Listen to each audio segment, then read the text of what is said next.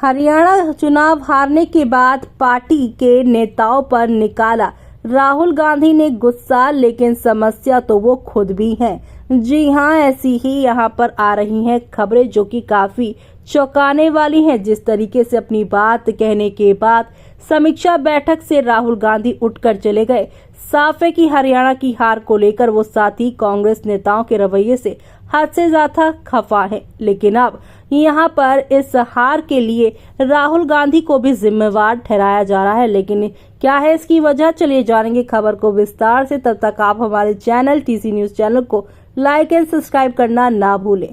राहुल गांधी कांग्रेस की उस बैठक में ज्यादा देर नहीं रुके जो हरियाणा विधानसभा चुनाव में हार की समीक्षा को लेकर बुलाई गई थी। बैठक में कांग्रेस अध्यक्ष मल्लिकार्जुन खड़गे और यहां पर्यवेक्षकों के साथ साथ प्रभारी भी मौजूद थे। कांग्रेस ने हार के कारणों को पता लगाने के लिए जल्दी ही एक फैक्ट फाइंडिंग कमेटी बनाने का फैसला किया है। बैठक को लेकर खबरें ये भी है कि राहुल गांधी ने अपनी बात रखी और फिर उठकर चले गए, जिसे उनकी नाराजगी के रूप में देखा जा रहा है साफ तौर से। तो वहीं राहुल गांधी ने कहा है कि कांग्रेस हरियाणा चुनाव जीत सकती थी, लेकिन राज्य के नेताओं का निजी स्वार्थ इस चुनाव के नतीजे पर हावी हुआ है। लेकिन सवाल ये भी तो उठता है कि क्या राहुल गांधी को चुनाव के दौरान ये दिखाई नहीं देता है कि नेता अपने हित पार्टी के हित से ऊपर रख रहे हैं। राहुल गांधी ने साल 2019 में भी ऐसा ही कहा था, लेकिन उसका कोई उपाय क्यों नहीं खोजा गया। अगर ये मामला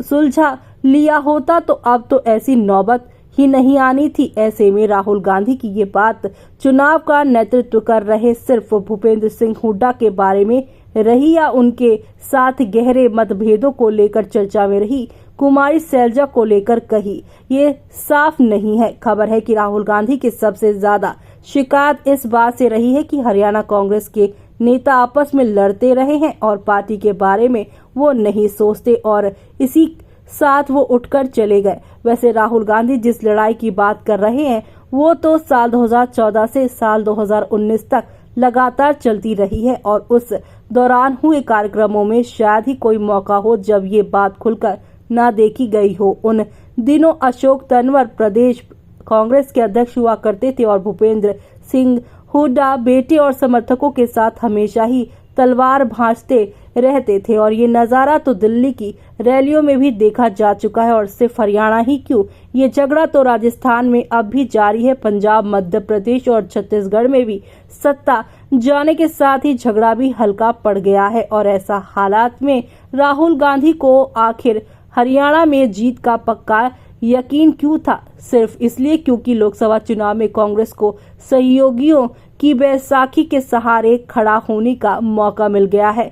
तो वहीं कांग्रेस में पुरानी परंपरा है कि यदि पार्टी कहीं हार जाती है तो ठीकरा स्थानीय नेतृत्व पर फोड़ दिया जाता है और ये कहा जाता है कि स्थानीय नेतृत्व स्वार्थी हो गया था। राहुल गांधी से ये सवाल तो बनता ही है कि राजनीति में परमार्थी कौन है? सभी तो स्वार्थी हैं। क्या वे खुद अपनी लाइन लंबी नहीं कर रहे हैं? ऐसे ही सभी नेता अपनी अपनी लाइन लंबी करना चाहते हैं। यदि वो हुड्डा या सैलजा या सुरजेवाला या सबको स्वार्थी कह रहे हैं तो सवाल यही बनता है कि उन्हें क्या करना चाहिए था? क्या वो अपनी राजनीति से पीछे हट जाते? वैसे भी राजनीति में तो यही होता है कि जब सभी नेता अपनी लाइन लंबी करते हैं तो पार्टी की लाइन अपने आप लंबी हो जाती है। हाँ, बस ये देखना होता है कि लाइनें एक दूसरे की लाइनें काटे ना।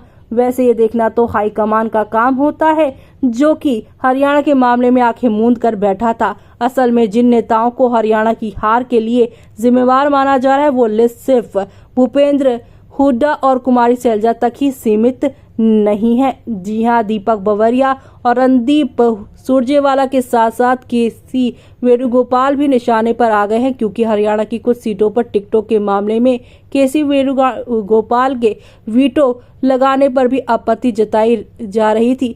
साल 2019 में राहुल गांधी के कांग्रेस अध्यक्ष पद से इस्तीफा की तमाम वजहों में से एक साथी नेताओं के लिए नसीहत देना भी था। जैसे हरियाणा की समीक्षा बैठक में राहुल गांधी के निशाने पर भूपेंद्र सिंह हुड्डा रहे, वैसे ही साल 2019 के आम चुनाव के बाद हुए CWC की बैठक में राहुल गांधी, अशोक गहलोत और कमलनाथ से, खास तौर पर गुस्सा से। तब भी राहुल गांधी यही समझाने की कोशिश कर रहे थे कि नेताओं को कांग्रेस से ज्यादा अपनी निजी स्वार्थ की फिक्र है। राहुल गांधी तब खास तौर पर इस बात का भी जिक्र किया था कि कैसे अशोक गहलोत और कमलनाथ अपने अपने बेटों को टिकट देने के लिए उन पर दबाव डाल रहे थे। बिल्कुल वैसे ही स्थिति एक बार फिर से बनी और माना जा रहा है कि हार के लिए जिम्मेदार नेताओं के खिलाफ सख्त एक्शन हो सकता है। जहां तक नेताओं के निजी स्वार्थ की बात है तो प्रत्यक्ष तौर पर भी भूपेंद्र सिंह हुड्डा, कुमारी सैलजा ही लगती हैं। दायरा थोड़ा और बढ़ाए तो रणदीप सिंह सुरजेवाला का नाम भी जुड़ सकता है। रणदीप सुरजेवाला के बेटे